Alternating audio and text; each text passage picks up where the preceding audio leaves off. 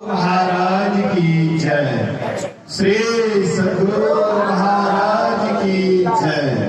श्री सद्गुरु महाराज की जय। अखंड मंडलाकारं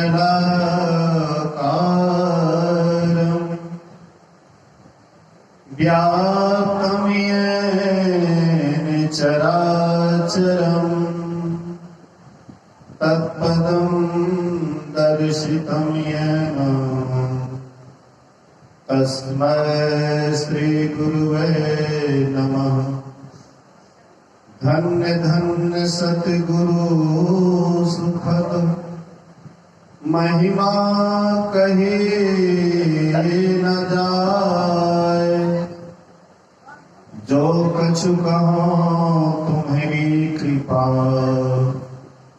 मोते कछु न बसाए। सर्वत्र सर्वदा वर्तमान सद्गुरु महाराज जी के पावन चरणों में कोटि कोटि नमन। उपस्थित गुरुजन, धर्म प्रेमी सत्संगी बंधुओं, पूज्या माताओं तथा भक्तिमती बहनों, आप लोगों के बीच आज मैं थोड़ा संन्यास के संबंध में बात रखूंगा। संन्यास किसे कहते हैं, इस पर थोड़ा सा बात रखूंगा। उसके बाद समय रहने पर आज का जो विषय हुआ है उस पर चलूंगा। संन्यास किसे कहते हैं? संन्यास का मतलब होता है त्याग। संन्यास का सीधा अर्थ होता है त्याग। आपके अंदर कितना त्याग है, यही संन्यास दिखाता है। एक बाहर से त्यागी होते हैं और दूसरा भीतर से त्यागी होते हैं। बाहर से जो त्यागी होते हैं वे बाहरी आडंबर का सहारा लेते हैं। कहीं पर कोई धुनी रमा दिए, चारों बगल से चार धुनी लगा देते हैं, बीच में एक सूर्य होता है जो पंच अग्नि का सेवन करते हैं, उसको भी लोग तपस्वी कहते हैं, त्यागी कहते हैं। और एक होता है कि घर गृहस्थी में रहते हुए सबसे अलग रहना, बाल बच्चे के साथ में भी रहते हुए बाल बच्चे से अलग रहना, यह भी एक संन्यास है। तो हम आप कैसे संन्यास हैं? एक दिन तो आपको त्यागी बनना ही पड़ेगा, सन्यासी बनना ही पड़ेगा। कहिएगा कैसे? तो जब आपका शरीर छूटने लगेगा तो कोई आपके साथ में जाएंगे, अकेले आपको जाना है। और जब आए थे तब भी सन्यासी बन करके आए थे, त्यागी बन करके आए थे। यहाँ पर कुछ लेकर के आए थे, जमीन जायदाद मकान दुकान कुछ भी आए थे, तब भी सन्यासी थे। और जब यहाँ से विदा होते हैं तब भी सन्यासी होना पड़ता है, मजबूर होकर के। लेकिन जो स्वेच्छा से अपने हृदय से शरीर में रहते हुए, बाल बच्चा में रहते हुए सबसे अलग हो जाता है, असल में वही सन्यासी है। और इसी कैटेगरी के हमारे दुर्गानंद बाबा थे। दुर्गानंद बाबा परिवार में रहते हुए, परिवार का देखरेख करते हुए अपने आप को, अपने मन को अलग करके रखते थे। अलग कुटिया बना लिए, भवन बना लिए, अलग में ध्यान भजन करना, समय से स्तुति विनती करना, समय से सब काम करना। वे अच्छी तरह से एक संन्यास का नियम निभाते थे। रामानंदी में एक नियम है, जो साधु जिस खानदान में बनता है, जब वह शरीर छोड़ते हैं तो उसके बदले में किसी को साधु बनना पड़ता है। चंदन तिलक लगाना पड़ता है, या पानी का ही चंदन लगाए लेकिन लगाना पड़ता है। कितने होता है, निभाने वाले हैं तो चंदन तिलक जैसे करते थे वैसे वे करते हैं। कितने से नहीं निभता है तो पानी का तिलक करते हैं। और इसमें भी जो भी सन्यासी होता है, इसमें भी जो अग्निदान करते हैं उसको सन्यासी बनना पड़ता है। इस क्षेत्र में मोती बाबा सबको पकड़ पकड़ करके सन्यासी बनाते हैं, लेकिन जब अग्निदान का समय होता है तो कोई नियम का देखरेख नहीं होता है, जिसका मर्जी वही आग देती है। बेटा आप तब तक थे, बाप आपका तब तक था जब वे गृहस्थाश्रम में थे, लेकिन जैसे ही वे गृहस्थाश्रम से अलग हुए, वे सन्यासी हुए, तो सन्यासी का पुत्र भी सन्यासी ही होता है। लेकिन नहीं, हम तो बहुत जगह देख रहे हैं, कोई भी सन्यासी शरीर छोड़ता है, गृहस्थाश्रम से अलग रहते हैं, त्यागी बन करके रहते हैं, लेकिन जब शरीर छोड़ता है तो आग उसका बेटा या उनके ही कोई परिवार के लोग देते हैं, लेकिन ये नियम लागू नहीं होता है। मैं आपको थोड़ा सा एक उदाहरण देता हूं। हरिपुर तरफ, डाक हरिपुर तरफ एक गांव है, मुसरनिया शायद उसका नाम है, टेढ़ी मुसरनी, टेढ़ी मुसरनी। वहां पर एक राम बाबा थे, वे भी गार्हस्थ जीवन से जुड़े हुए थे, और एक सत्संग मंदिर, 2 मंजिला सत्संग मंदिर मांग चांग करके इधर उधर से बनाए। जब उसका शरीर छूटा तो नियम था कि जो इसको आग देंगे उसको सन्यासी बनना पड़ेगा। तो पूरे समाज में सत्संगियों में बैठक हुआ कि कौन सन्यासी बनेंगे, इसको अग्निदान कौन करेंगे। कोई सन्यासी अग्निदान कर सकता है, तो उसी का शायद पोता लगेगा या भतीजा, मुझे पूरा मालूम नहीं है, उसका नाम है गोपाल बाबा। अभी वे उस आश्रम के संचालक है, और अखिल भारतीय स्वामी वेदानंद जी महाराज का अखिल भारतीय भी वही मुख्य रूप से भाग लिए हुए हैं। हाँ, सारा भाग लिए हुए करवा रहे हैं। तो सब में मीटिंग हुआ तो वे बोले कि हम सन्यास जीवन बिताएंगे, ब्रह्मचर्य जीवन बिताएंगे, सन्यासी जीवन बिताएंगे, इसलिए मैं अग्निदान करूंगा। वे अग्निदान किए और तभी उसको गेरुआ वस्त्र पहनाया गया।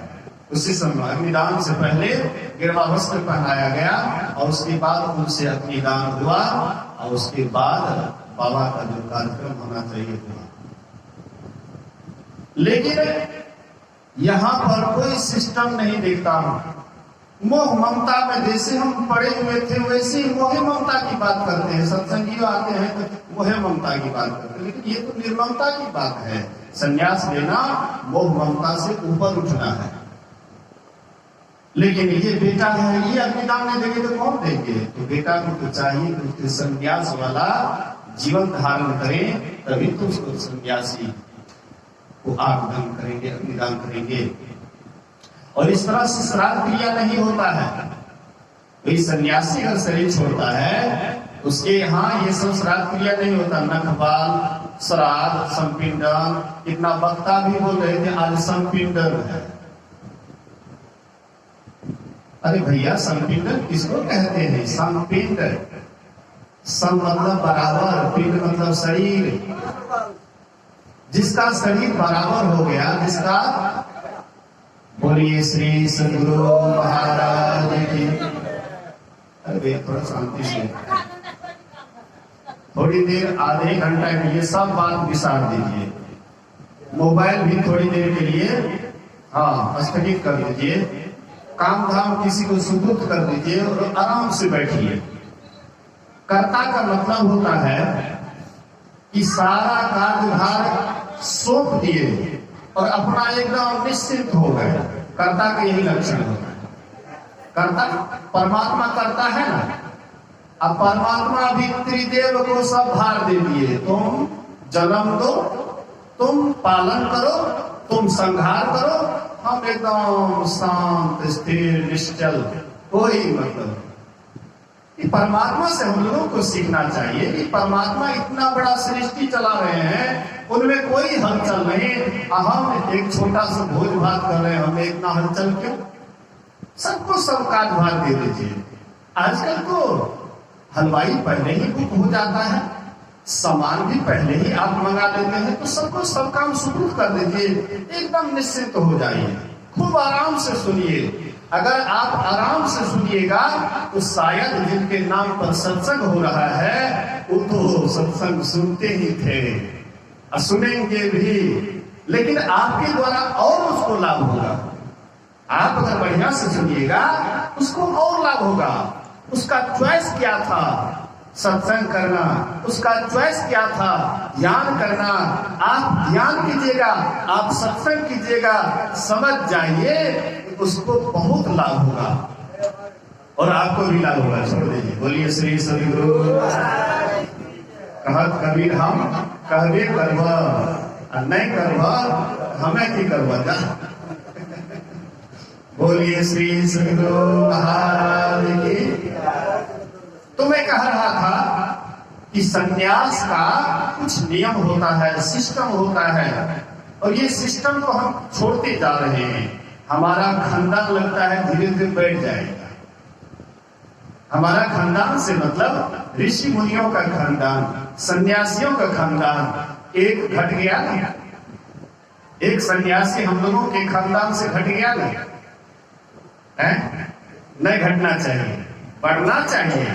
किसी को सन्यास लेकर के उसी को बेटा बनाकर उससे अग्निदान करवाते, जो सन्यास लेकर उसी को अग्निदान करवाते। सत्य सदा कड़वा होता है।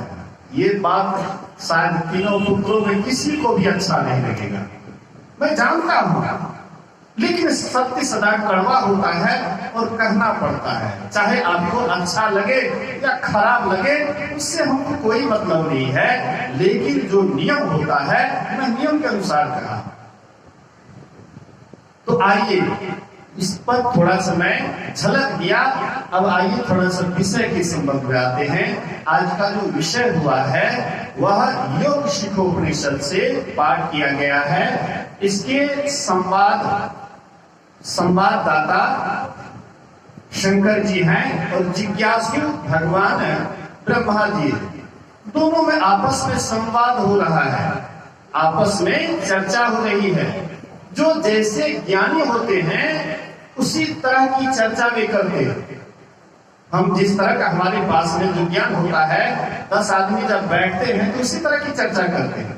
समाज में कोई शादी विवाह होता है, उसका बैठक होता है, तो उसी के संबंध में कि विवाह में कैसे कैसे क्या सब होगा, इसी पर चर्चा चलता है, बैठक बुलाते हैं।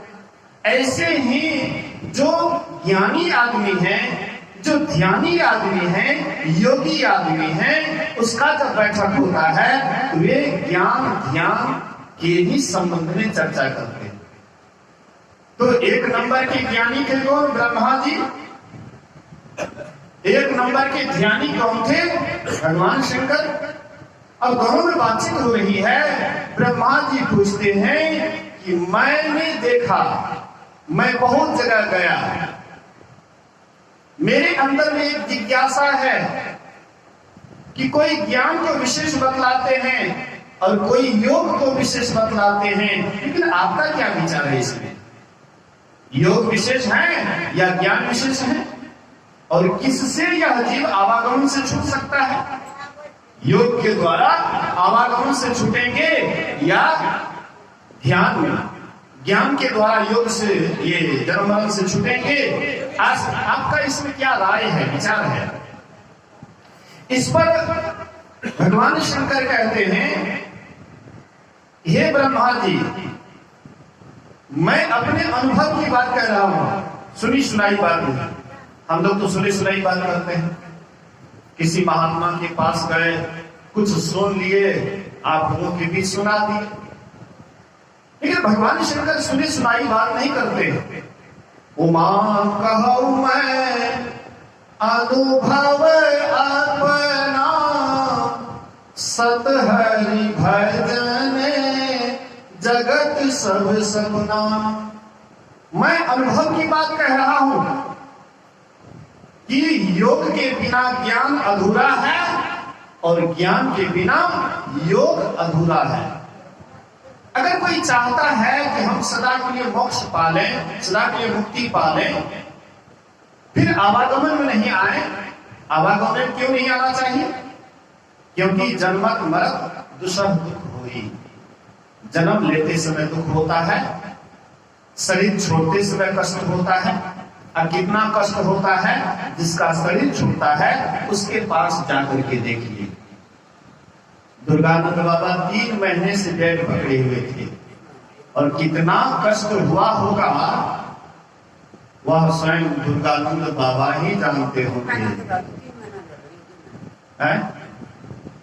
कल के 3 महीना नाती बोल रहे कि 3 महीना 3 महीना बीच में थोड़ा कट करने लगे, लेकिन वैसे नहीं लगा है। लेकिन जब से मतलब हाँ मतलब बेड पकड़े बोलने लगे अलग बात है, लेकिन उस हालत में, दुखी हालत में लगभग 3 महीना रहे। उससे पहले भी जब चलते फिरते थे तब भी अपना दुख सुनाते थे कि बाबा बड़ा कष्ट होता है, बड़ा दुख होता है, ऐसे होता है, वैसे होता है। वह कहता था कि क्या कीजिएगा, ऐसे ही होता है, शारीरिक दुख सुख ऐसे ही होता है। लेकिन इधर आपको ध्यान नहीं देना है, ध्यान आपको देना है गुरु महाराज के ऊपर।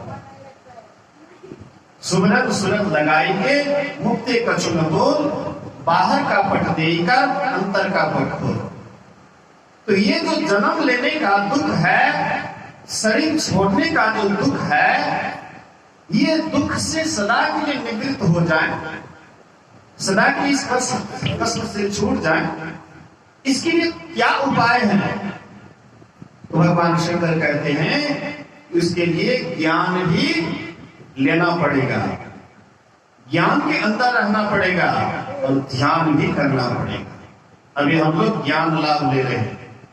हम लोगों के मन में होता है, कुछ दिन सत्संगी सत्संग करते हैं, और सत्संग करते करते होता है कि एक के बात को तो बाबा लोग सुनाते हैं, कितना सुनेंगे? वही योग सिखोपनिषद, वही वेद मंत्र, वही केणोपनिषद, ये सारा उपनिषद का पाठ तो बराबर सुनते रहते हैं, फिर वही वही, क्या जरूरत है? लेकिन अगर आप योग करते हैं तो आपको जरूर ज्ञान की आवश्यकता पड़ेगी, चाहे सुनी हुई बात क्यों नहीं है। रामचरितमानस में लिखा है, शास्त्र सुचिंतित पुनि पुनि देखिए, भूप सुसेवित बस नहीं देखिए। पढ़े हुए शास्त्र को भी बारंबार पढ़ना चाहिए। जिस तरह से कोई राजा की आप बहुत सेवा करते हैं, इससे आप ऐसा कभी मत सोचिएगा कि राजा हमारे बस में हो गए। राजा कब उसके मन में क्या हो जाएगा, आपके प्रति क्या सोच लेंगे, इसका कोई ठिकाना नहीं है। इसी तरह से आपका मन भी बस में नहीं रह सकता है अगर आप सही उपदेश उसको नहीं देंगे। मन का खुराक जब तक नहीं दीजिएगा तो मन तो खुरपात करेगा। तो ज्ञान के अंदर आपको रहना पड़ेगा। ध्यान करते हैं, ज्ञान के अंदर रहना पड़ेगा। और ज्ञान अगर आप ले रहे हैं, एकांत में ध्यान भी करना पड़ेगा। आप भगवान शंकर की उदाहरण लीजिए, भगवान शंकर से बढ़िया उदाहरण और किसका दिया जाए? और अभी वक्ता भी वही है, हम लोगों को ज्ञान देने वाले भी वही है। उनसे बढ़िया उदाहरण और कहीं पर सिद्ध नहीं होगा। भगवान शंकर जब बैठते थे ध्यान पर तो बैठे रहते थे, और उसके बाद उठते थे तो सब संगे खोजते रहते थे। बोलिए श्री सदगुरु महाराज की जय। क्या आप लोग रामचरितमानस सुने पढ़े हैं? एक बार त्रेता जुग माही, शंभु गए कुंभज ऋषि पाही, संग सती जग जननी भवानी, पूजी मुनीस अखिलेश्वर जानी। त्रेता युग में सत्संग खोजने के लिए कहां चले गए? कुंभा ऋषि, जिसको हम लोग अगस्त ऋषि कहते हैं। और एक बार जब सती के विरह में सती को हाथ गोद में लिए हुए घूम रहे थे, विरह में सती के बिना इतना विरहित थे कि मत पूछिए, उसके लाश को लेकर के घूम रहे थे। विष्णु भगवान ने सोचा कि ये कब तक लेकर के ढोते फिरेंगे, इसलिए चलो इसको सफाया करनी चाहिए। सुदर्शन चक्र के द्वारा सती के एक एक अंग प्रत्यंग को काट काट करके गिरा दिया। ये तो लीला कर रहे थे, अंदर से तो महायोगी थे, बाहर में दिखा रहे थे कि देखो हमको भी पत्नी से कितना प्रेम है। संसार में कुछ ऐसा उदाहरण होता है जिसके लिए हम लोगों को कुछ सीख मिलती है। पत्नी से भी प्रेम करना चाहिए, लेकिन ऐसा प्रेम नहीं करना चाहिए कि ध्यान दिन रात पत्नी का हो। प्रेम करना चाहिए, उसका देखरेख करना चाहिए, उसका खान पान का ध्यान रखना चाहिए, पर ध्यान आपका परमात्मा में ही सदा रम करके रहे। तो भगवान भोले शंकर तो दिखा रहे थे बाहर से कि हम सती के विरह में इतना पागल हैं, लेकिन भीतर से उनके अंदर परमात्मा में बहुत अनुराग था। वे खोजने लगे, सती का शरीर जब इधर उधर बिखर गया, खोजने लगा, खोजते खोजते चले गए कहाँ? नीलगिरी पर्वत के पास। वहां पर काकभूषुंडी दिन रात सत्संग करते थे, वहां चले गए और जा करके गेटमैन के पास कहते हैं कि मैं भी सत्संग सुनने के लिए जाऊंगा। बोले कि नहीं नहीं, यहाँ पर पक्षियों का ही इन है, पक्षी अंदर जा सकते हैं, कोई देवता या मनुष्य और कोई नहीं जा सकता है। पक्षियों का ही सत्संग होता है। खग जाने, खग ही की भाषा, ये पक्षियों का सत्संग होता है। अगर आप पक्षी बन करके जाइएगा तो हम आपको गेट के अंदर जाने देंगे, और नहीं तो बाहर ही रहिए। भगवान शंकर को इतना सत्संग से प्रेम, देव शरीर छोड़ दिए, हंस का रूप धारण कर लिए। बोले कि अब तो मुझे जाने दोगे? बोले कि अवश्य जाइए, आपका स्वागत है। कितना प्रेम, सत्संग से कितना लगाव। देव शरीर को भी छोड़ने के लिए तैयार, लेकिन सत्संग सुनने के लिए इतना बिरबल, इतना प्रेम, देव शरीर को छोड़ करके पक्षी का शरीर धारण करके, क्योंकि उस निकृष्ट शरीर है, पक्षी का शरीर निकृष्ट शरीर है, लेकिन निकृष्ट शरीर में भी अगर सत्संग मिलता है तो जरूर जाकर के सुनना चाहिए। बोलिए श्री सद्गुरु। और भगवान शंकर दिखा दिए कि हमको कितना सत्संग से प्रेम है। जहां कहीं भी भोले बाबा ध्यान से उठते थे, सत्संग शुरू कर देते थे। या तो ध्यान करते थे या सत्संग करते थे, दो ही काम था भोले बाबा का। उनसे हम लोग सीखे।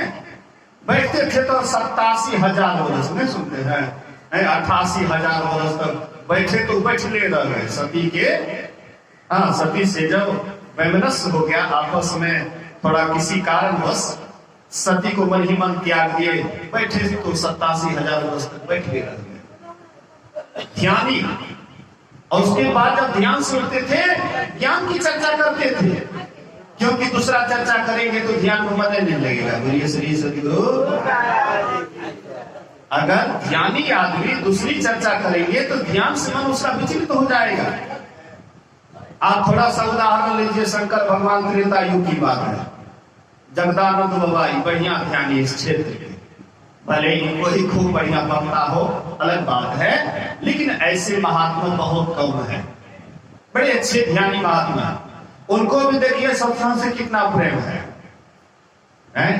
बैठते हैं ध्यान पर तो 3-3 घंटा बैठे रह जाते हैं, कहीं कहीं 12 घंटा भी, 24 घंटा बैठ जाते हैं।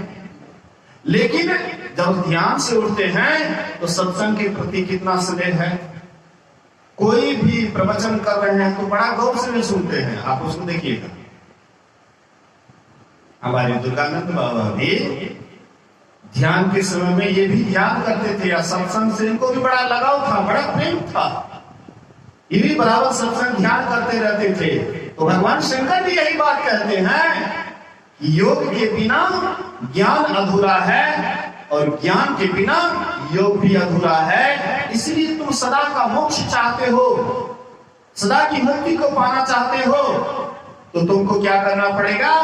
ज्ञान और ध्यान दोनों का अवलंब लेना पड़ेगा। जो व्यक्ति ये दोनों का अवलंब ले लेंगे, फालतू बात से मतलब नहीं रखेंगे, करेंगे सब कुछ, घर गृहस्थी छोड़ देंगे, ऐसी बात नहीं है, खेत में भी जाकर के काम करेंगे, लेकिन ज्ञान की ही बात बराबर सोचेंगे, ध्यान की ही बराबर बात सोचेंगे, सुमिरन ही बराबर करेंगे, तो वह खेती करते हुए भी एक नंबर के महात्मा हो सकते हैं, पहुंचे हुए महापुरुष हो सकते हैं। ऐसे बहुत उदाहरण हैं। बुल्ला साहब हल चलाते चलाते परमात्मा को पा लिए, संतत्व को प्राप्त कर लिए। धरनीदास जी महाराज लिखा पढ़ी करते करते संतत्व को प्राप्त कर लिए। बहुत ऐसे उदाहरण हैं, काम करते हुए भी, लेकिन ख्याल उसका कहां है, यही मूल बात है। करते काम करो विधि नाना, सुरत राखो जन कृपा निधाना। हाथ से काम करते हैं, लेकिन मन कुछ न कुछ सोचते रहता है। वही कुछ से कुछ जो सोचता है मन, उसको कुछ से कुछ नहीं सोचवा करके सुमरन भजन ही उसको, यही काम उसको दे देना है कि चलो भाई, जब तुम कुछ से कुछ सोचते हो, कुछ से कुछ सोचने में हमारी उन्नति तो नहीं होगी, लेकिन अधोगति होगी। ऊपर तो नहीं जाएंगे, लेकिन नीचे खाई की ओर जरूर जाएंगे। तो कुछ से कुछ क्यों सोचे? क्यों नहीं सुमरन भजन ही मन में घुमाते रहे? साधो सुमिरन भजन करो। सुमरन ध्यान में ही मन लगा, क्यों इधर उधर ले जा रहे हो? अगर इधर उधर ले जाएंगे तो भटक जाएंगे। साधु सन्यासी भी भटक जाता है, ख्याल उसका ठीक नहीं है, इसलिए शरीर में दुख बुझाता है। ख्याल ठीक हो जाए, सुख दुख से ऊपर उठ जाता है।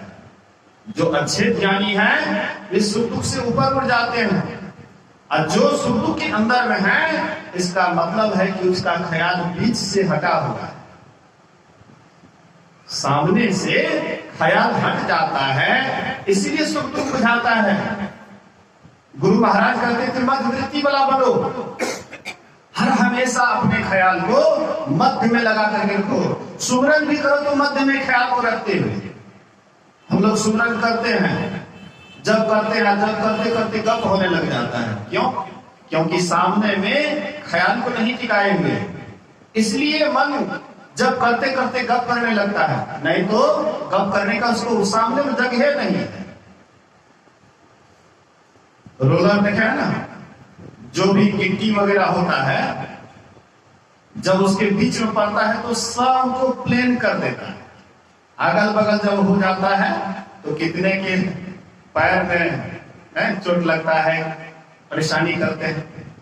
वैसे ही ये दोनों आंखों के बीच में, जो ये दोनों रोलर के बीच में अगर यह मन चला जाता है तो ये भी पीसा चला जाता है, इसका भी एक रोकनीय समाप्त हो जाता है। इनके अंदर में जो हमारे बगल में है रामानंद बाबा, ही बराबर एक बात कहते हैं, हम कोई बात बड़े हम बढ़िया सुनने लगता है कि हमारे अंदर में जो विषय रूपी पक्षी बैठे हुए हैं, वह आकाश मार्ग से उड़ करके फरार हो जाए। हमको बढ़िया लगा, आइए आकाशीय मार्ग से उड़ेगा। ये विषय पक्षी उड़ने का और जगह नहीं है, इसको आकाशीय मार्ग से उड़ेंगे। वही दोनों आंखों के मध्य में जबकि आपकी वृत्ति टिकेगी, वहीं पर ये पीछे चले जाएंगे, ये पक्षी वहीं पर समाप्त हो जाएंगे, विषय पक्षी। इसीलिए आप भी चाहते हैं सदा का सुख, आप भी चाहते हैं सदा की शांति, आप अपने अंदर में